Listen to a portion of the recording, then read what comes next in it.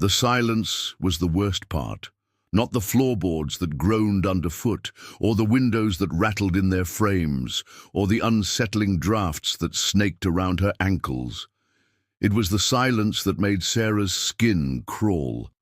The house was full of it, heavy, suffocating, expectant. She shifted the box in her arms, wincing as a particularly vicious gust slammed against the front door, rattling the glass.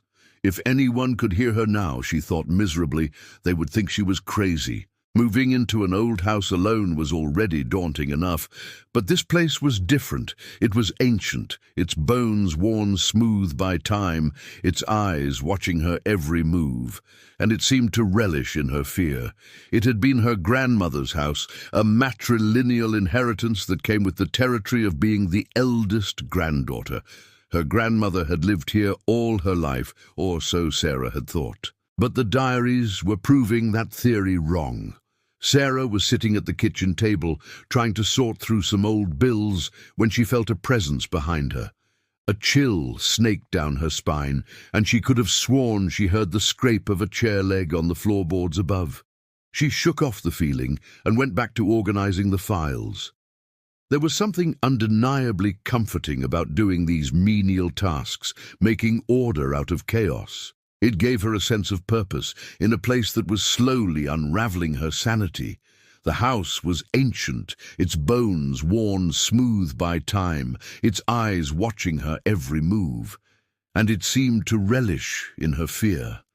The weeks passed in a blur of unpacking and dusting, and as Sarah settled into her new home, the strangeness intensified. Footsteps echoed in the halls when she was sure she was alone. Whispers called her name in the dead of night. Doors opened by themselves, revealing shadowy interiors that seemed to mock her growing paranoia. Sometimes she would wake up in the middle of the night to the distinct sound of someone clearing their throat in the darkness, their breath warm and wet on the back of her neck. Then just as quickly, the sounds would stop and the room would be silent once more. One day while exploring the attic, Sarah came across a hidden compartment in one of the walls. Inside, she found a diary bound in black leather. Its pages were filled with her grandmother's elegant script detailing strange rituals, sacrifices, and an unsettling obsession with a malevolent entity known only as the Master. Sarah tried to dismiss the diary's contents as the ravings of a deranged mind, but as she continued reading, she couldn't help but feel a sense of dread. Her grandmother had written about strange occurrences in the house, things that sounded eerily similar to the ones Sarah had been experiencing. But it wasn't just the diary that hinted at a darker reality. There were other signs, too. Strange symbols carved into the windowsills, pentagrams drawn in the dirt on the cellar floor, even animal bones left at her doorstep. At first they had been small, insignificant things, easy to dismiss as the quirks of an old house. But as they grew more frequent, more blatant, Sarah began to worry. Was she losing her mind? Or was there something sinister lurking in the shadows of her new home? Then one night the power went out, plunging the house into total darkness. When Sarah went to investigate, she found a single candle on the table, its flame flickering ominously in the draught. Next to it was a book of poetry, its pages filled with macabre illustrations. And as she read the haunting verses aloud, the shadows in the corner seemed to writhe and twist. The temperature dropped, and Sarah could feel the weight of unseen eyes upon her back. Suddenly, a gust of wind slammed the door shut behind her, cutting off her escape. In the ensuing darkness, Sarah felt a cold hand grip her shoulder, its touch sending shivers down her spine.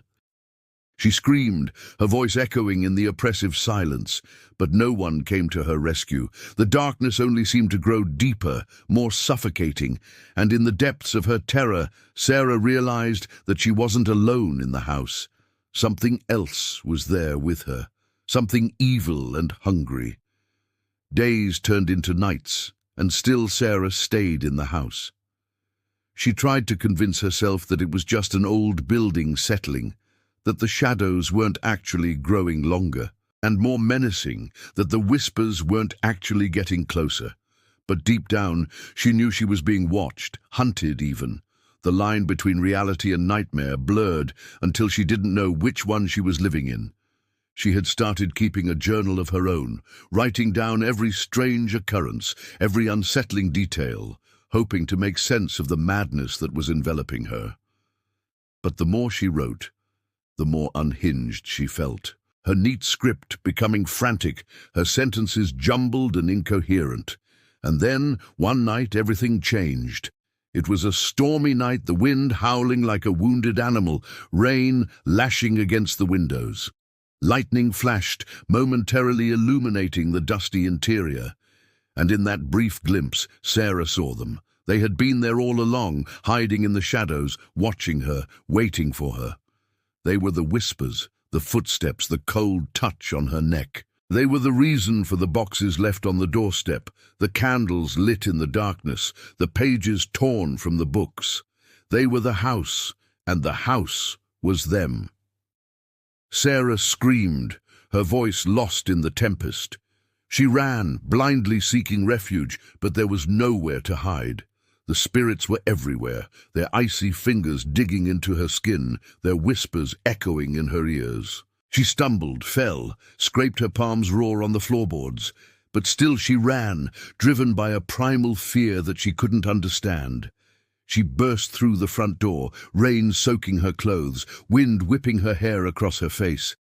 But it didn't bring her relief, because standing on the porch, silhouetted against the stormy sky, was a figure she thought she recognized. It was her grandmother, or what remained of her. Her eyes hollow sockets, her skin stretched tight over her bones. And in her hand, she held a familiar diary. Sarah wanted to scream, to run, to do anything but stand there frozen in terror. But her feet were rooted to the spot, her lungs unable to draw in air. She could only watch as her grandmother approached, each step creaking like the floorboards in the attic. And then the diary fell from her grasp, open at a page filled with chilling sketches and unsettling prose. One caught Sarah's eye, a drawing of a house, its windows like vacant eyes, its doors gaping maws, and beneath it the words, "When the whispers become screams, and the shadows dance in the moonlight, come home to me, my darling, for I have been waiting for you." Sarah's blood ran cold. She knew then that she had never been alone in the house. She had been here before, a lifetime ago, when the house was new, and the whispers were just a murmur. But time had twisted her memories, leaving her with fragments of a past life, a past that was now catching up to her. Her grandmother was only the beginning. As the door creaked open, revealing a swirling vortex of darkness, Sarah understood that the house wasn't just a dwelling, it was a prison, and she had been trapped within its walls for longer than she could remember. The question wasn't whether she could escape now, but whether she wanted to.